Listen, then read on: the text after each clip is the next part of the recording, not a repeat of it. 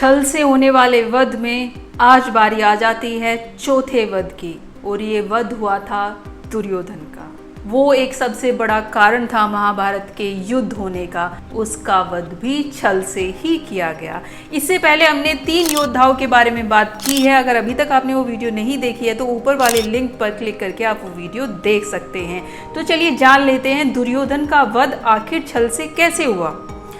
जब महाभारत के युद्ध में सभी योद्धा मारे जाते हैं, कर्ण का भी वध हो जाता है, द्रोण भी मारे जाते हैं, भीष्म पितामह तीरों की सैया पर लेटे होते हैं, युद्ध के 17 दिन बीत जाते हैं। अब बचता है सिर्फ दुर्योधन। दुर्योधन पहले ही विचलित हो चुका था क्योंकि उसके सभी सगे संबंधी अब मारे जा चुके थे। युद्ध में अगर कौरवों की तरफ से कोई बचा था तो वो थे अश्वत्थामा, कृतवर्मा और कृपाचार्य। सिर्फ यही 3 लोग थे जो जीवित बचे थे। अब युद्ध तब तक समाप्त नहीं हो सकता था जब तक कि दुर्योधन का वध ना हो जाए। जब सभी योद्धाओं का वध हो जाता है तो गांधारी को डर लगने लगता है कि अब बारी आ चुकी है दुर्योधन का वध होने की। इसीलिए गांधारी अब उस शक्ति का इस्तेमाल करती है जो इतने सालों से वो अपने पास संजो कर रखी थी। गांधारी के पास शक्ति होती है कि उसने अपनी आंखों पर जो पट्टी बांधी होती है, जैसे ही वो पट्टी खुलेगी और वो पहली नज़र जिस भी इंसान पर डालेगी उसका पूरा शरीर व्रज का हो जाएगा। और वो इस शक्ति का इस्तेमाल अपने बेटे के लिए करती है और वो दुर्योधन से कहती है कि आज रात को तुम गंगा में स्नान करके बिल्कुल नग्न अवस्था में मेरे सामने आना। जैसे ही मैं आग की पट्टियाँ खोलूंगी तुम्हारा शरीर व्रज का हो जाएगा और उसके बाद तुम्हारी कोई हत्या नहीं कर सकता। दुर्योधन अपनी माँ की बात मान लेता है। वो नदी में स्नान करके निकल ही रहा होता है कि यहाँ श्री कृष्ण अपनी माया चलते हैं।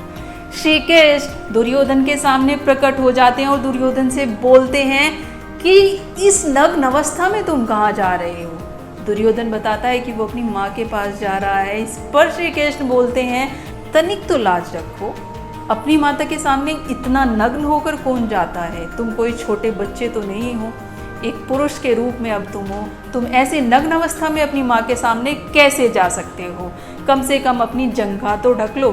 दुर्योधन श्री कृष्ण की बात मान लेता है और अपनी जंघा को पत्तों से ढक लेता है। और जैसे ही वो अपनी माता के सामने जाता है और उसकी माता अपनी आंखों की पट्टियाँ खोलती है और उसकी शक्ति से दुर्योधन का शरीर व्रज का हो जाता है।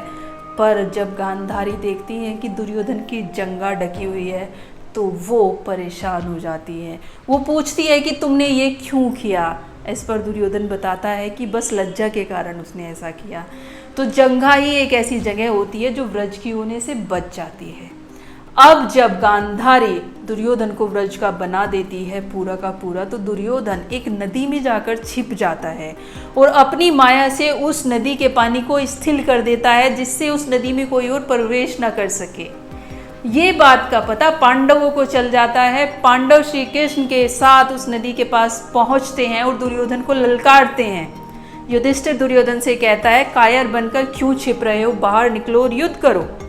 इस पर दुर्योधन कहता है मैं यहाँ किसी कायरता के कारण नहीं छिपा हूँ, ना ही मुझे यहाँ अपने प्राणों की रक्षा के लिए मैं यहाँ पर छिपा हूँ, क्योंकि मैं जानता हूँ तुम मेरा कुछ नहीं बिगाड़ सकते। मैं यहाँ छिपा हूँ क्योंकि मुझसे अब वियोग बर्दाश्त नहीं हो रहा।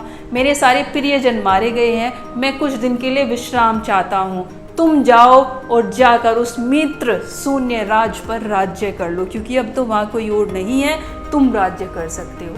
इस पर युधिष्ठिर को गुस्सा आ जाता है। युधिष्ठिर बोलते हैं हमें तुम्हारा राज्य दान में नहीं चाहिए, क्षत्रिय दान नहीं लिया करते, हिम्मत है तो बाहर आओ और युद्ध करो।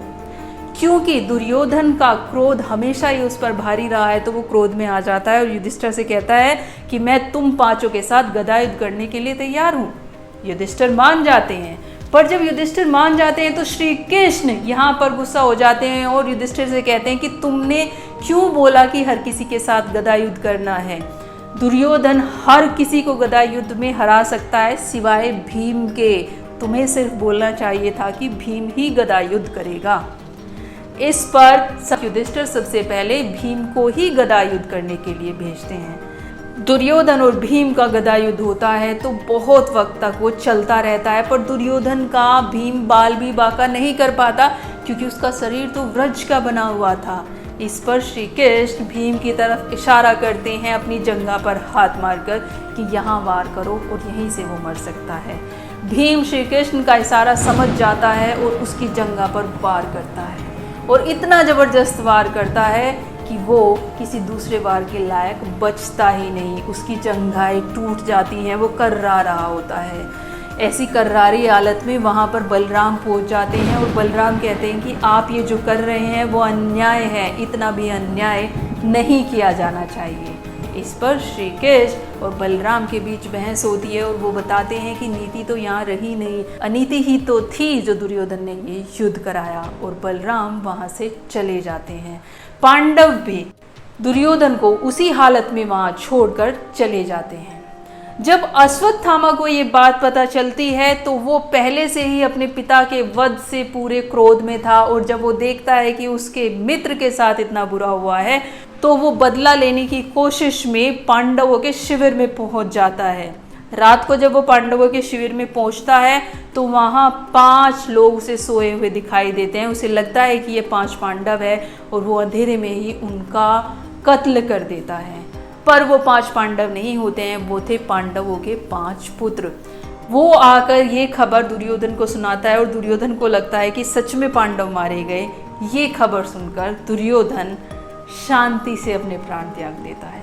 तो इस प्रकार दुर्योधन की भी मृत्यु हो जाती है, पर दुर्योधन की मृत्यु भी यहाँ होती तो छल से ही है, अन्यथा दुर्योधन को मारना भी इतना आसान तो नहीं था। मिलते हैं अगली कहानी के साथ। रह जाता है हमारा 5वां किरदार जिसका वध हुआ था छल से। तब तक के लिए राधे राधे।